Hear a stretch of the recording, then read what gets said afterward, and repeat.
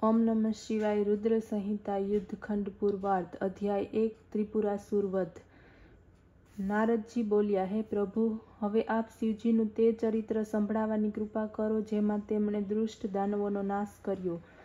બ્રહ્મા કહેવા લાગ્યા કે આ પ્રમાણે જ વ્યાસે પહેલા સનત કુમારોને પૂછ્યું હતું, ત્યારે તેમણે કહ્યું હતું તે જ આ કથા હું તમને કહું છું।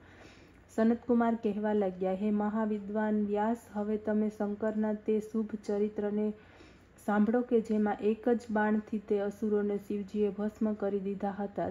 શિવપુત્ર સ્કંદ દ્વારા તારકાસુરનું મૃત્યુ પછી તેમના 3 દૈત્યો પુત્રો પૃથ્વી ઉપર તપ કરવા લાગ્યા। તેમાં સૌથી મોટો તારકાક્ષ, વિદ્યુન્માલી, મધ્યમ અને કમલાક્ષ।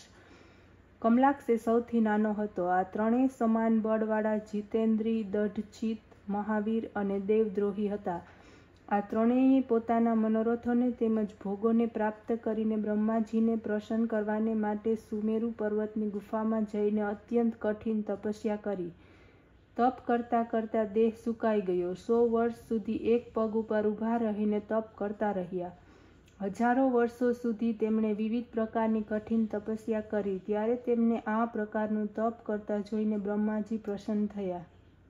તેમણે વરદાન આપ્યા।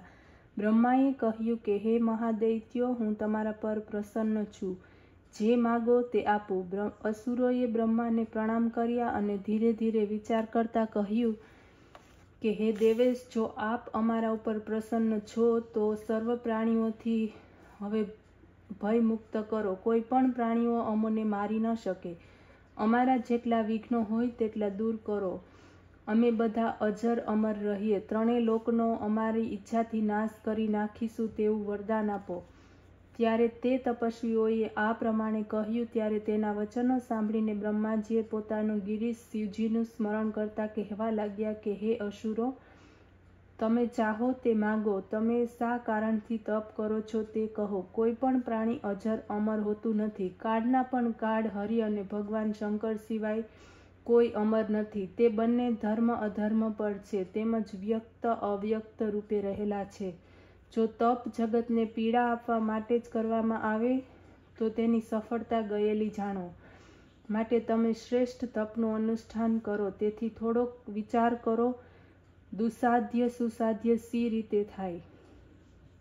સત્વગુણોનો આશ્રય કરી તમે મરણના કારણરૂપ કંઈ વરદાન માગો, જેથી તમે મૃત્યુને પ્રાપ્ત ન થાવો। આ પ્રમાણે ભગવાન બ્રહ્માના વચન સાંભળીને એક મુહૂર્ત સુધી વિચાર કર્યો।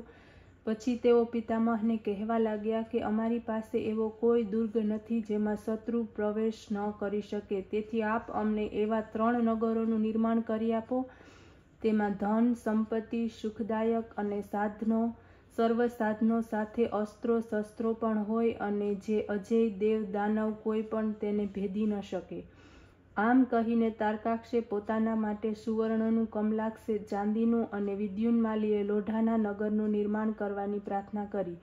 બ્રહ્માએ કહ્યું તથાસ્તુ, એ પ્રમાણે જ થશે, પરંતુ શિવજીના હાથેથી જ તમે સર્વ માર્યા જશો। અન્ય કોઈ પણ તમને મારી નહીં શકે।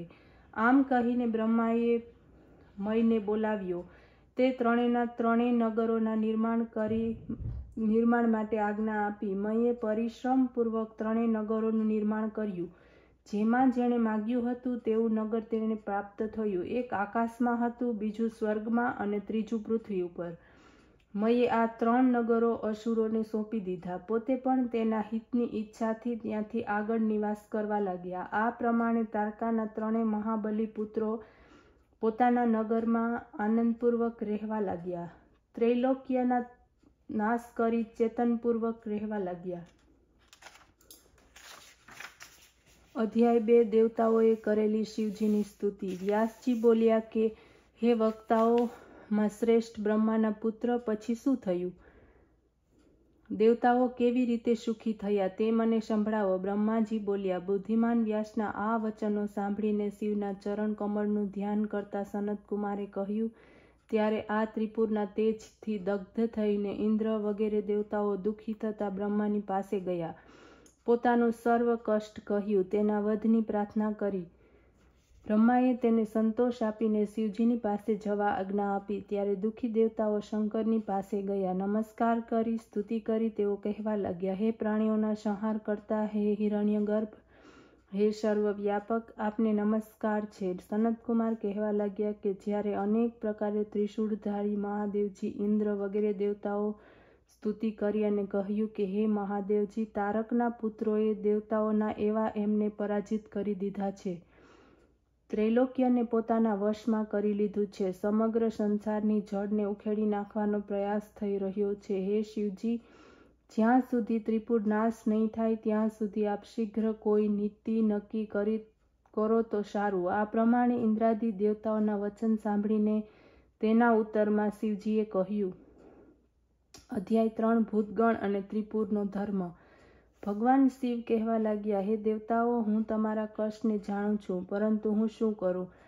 કારણ કે હજી ત્રિપુર સ્વામી પોતાના પુણ્યોને પરવારી ગયો નથી, તેને કારણે તે અવધ્ય છે. જ્યાં સુધી તે મારો ભક્ત છે ત્યાં સુધી હું તેને મારી શકતો નથી. તમે બધા જાણો છો કે તેથી ધર્મ વિશે વિચાર કરો. મારી સંમતિ છે કે એને માટે તમે લોકો વિષ્ણુની પાસે જાઓ અને જે એ સૂચવે એ પ્રમાણે આચરો.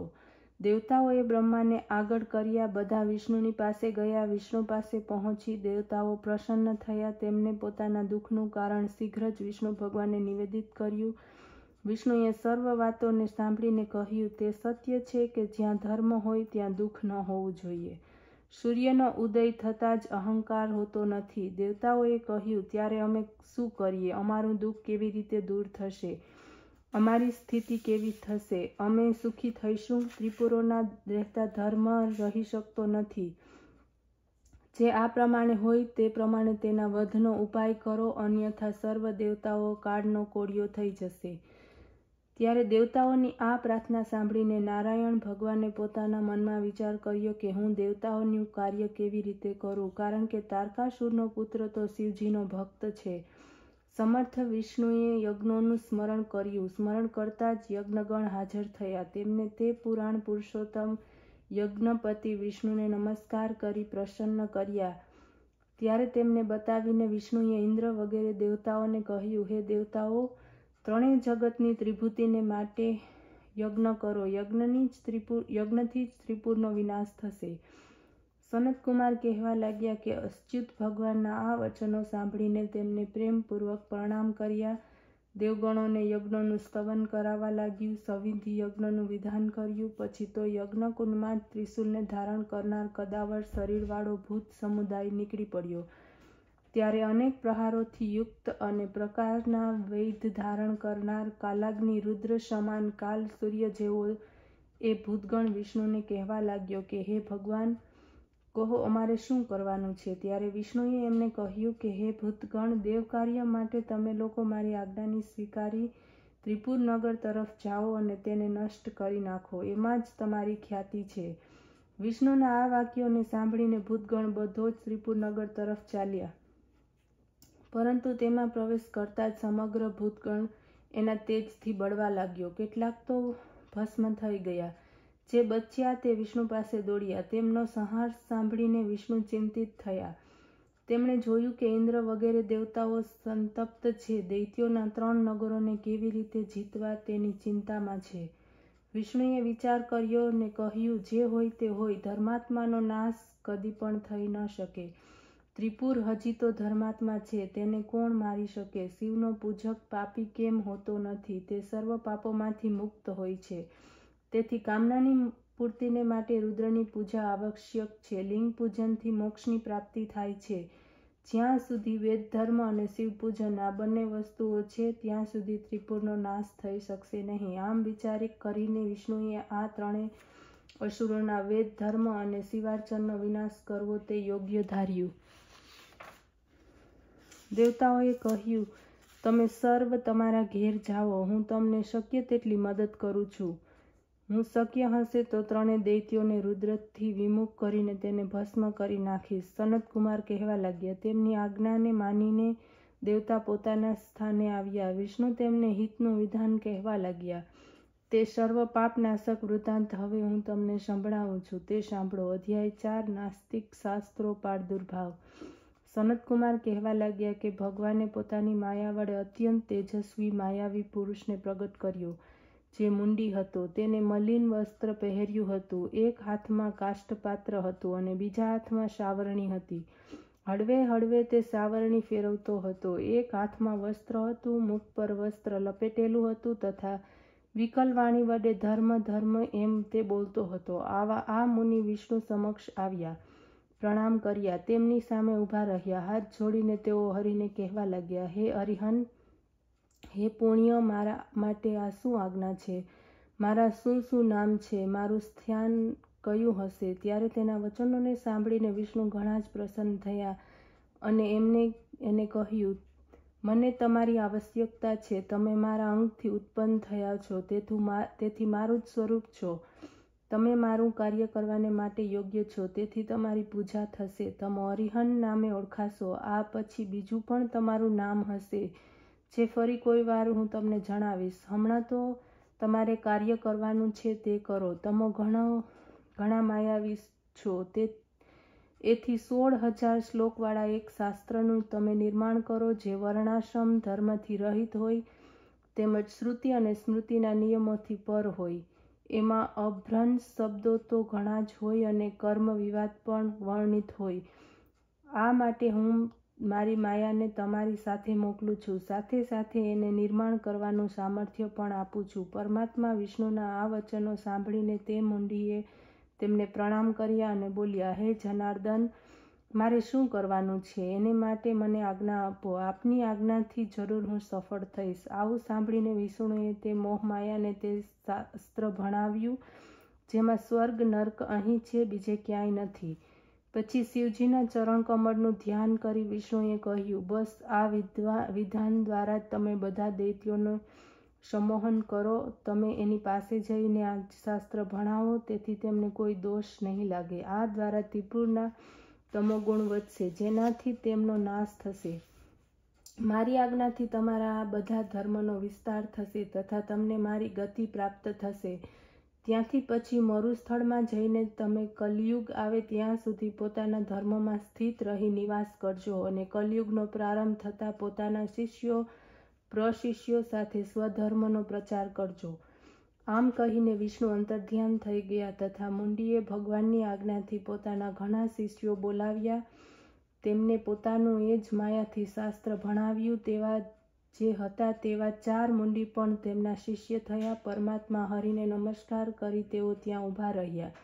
ભગવાને પણ શિવની આજ્ઞાના પાલન માટે શિષ્યોને અત્યંત પ્રસન્નતાથી કહ્યું, મારી આજ્ઞાથી જેવા તમારા ગુરુ છે તેવા તમે થશો. તમે ધન્ય છે, તમે સદગતિને પ્રાપ્ત કરશો. તેઓ પણ પાખંડી થયા. ગુરુની જેમ મલિન વસ્ત્રને ધારણ કરનાર, અલ્પભાષી, નાસિકા ઉપર વસ્ત્ર લપેટનાર થયા. આ બધાનો તેઓ લાભ લેવા લાગ્યા. હાથમાં પાત્ર લઈને આમ તેમ ફરવા લાગ્યા. પોતાના હાથમાં વસ્ત્ર કટકામાં ઢાકેલી સાવરણીને લઈને ફરવા લાગ્યા. ફરતા જીવ હિંસાના ભયથી ધીરે ધીરે ચાલતા ભગવાને તેમને પકડ્યા અને તેમને તેમના ગુરુને હવાલે કર્યા. સૌથી પહેલા છો, તેથી તમને આદિ તરીકે ઓળખાશે. તે પ્રમાણે તેમના નામકરણ કર્યા. પૂજ્ય હોવાથી તમે પૂજ્ય કહેવાશો. ઋષિ, યતિ અને ઉપાધ્યાયી એવા તમારા પ્રસિદ્ધ નામો હશે. વળી તમે હંમેશા મારું હરિહન નામક શુભ અને શત્રુનાશક નામ પણ યાદ રાખજો. સનતકુમાર કહેવા લાગ્યા. ત્યાર પછી તે માયાવી પ્રણામ કરી શિષ્યો સહિત શીઘ્ર ત્રિપુર નગર તરફ પ્રસ્થાન કરી ગયો. ત્યાં જઈને તેણે શીઘ્ર પોતાની માયા ફેલાવી અને બાળકોને મોહિત કર્યા. પરંતુ શિવજીના પ્રભાવથી ત્રિપુરમાં તેની માયા ન ચાલી શકી. તેથી તે વ્યાકુળ થયા. તેમણે વિષ્ણુનું સ્મરણ કર્યું. વિષ્ણુએ શિવનું સ્મરણ કર્યું. તેમની આજ્ઞાને પ્રાપ્ત કરીને તેમણે નારદજીનું સ્મરણ કર્યું. નારદજી ઉપસ્થિત થયા. ભગવાન વિષ્ણુએ તેમને ત્રિપુર નગર પ્રતિ જવાની આજ્ઞા આપી અને કહ્યું કે ઋષિઓ સહિત ત્યાં જઈને તમે ત્યાંના નિવાસીઓને મોહિત કરો. નારદજી ત્રિપુર ગયા. તે માયાવી પાસે પોતે પણ દીક્ષા લીધી. પછી તે ત્રિપુર પતિને મળ્યા. નારદ બોલ્યા કે ધર્મપરાયણ એવા એક યતિ આપના નગરમાં આવ્યા છે. સર્વ વિદ્યા સંપન્ન છે. શ્રેષ્ઠ વેદવિદ્યામાં તત્પર છે. અમે ઘણા ધર્મ જોયા છે, પરંતુ તેમના ધર્મના જેવો ધર્મ જોયો જ નથી. તેથી મેં પણ તેમની પાસે દીક્ષા લીધી છે. આથી તમે પણ તે ધર્મને ગ્રહણ કરો. આ સાંભળીને ત્રિપુરાધીશને આશ્ચર્ય થયું. મોહિત થઈ તે પણ મુંડીની પાસે મુંડી દીક્ષા લેવા માટે ગયો. એણે એને ગુરુ બનાવ્યો. એ જોઈને બધા ત્રિપુરવાસીઓ તેનાથી દીક્ષિત થયા. સમગ્ર ત્રિપુર એ માયાવીના શિષ્યોથી ભરાઈ ગયો. ઓમ નમઃ શિવાય.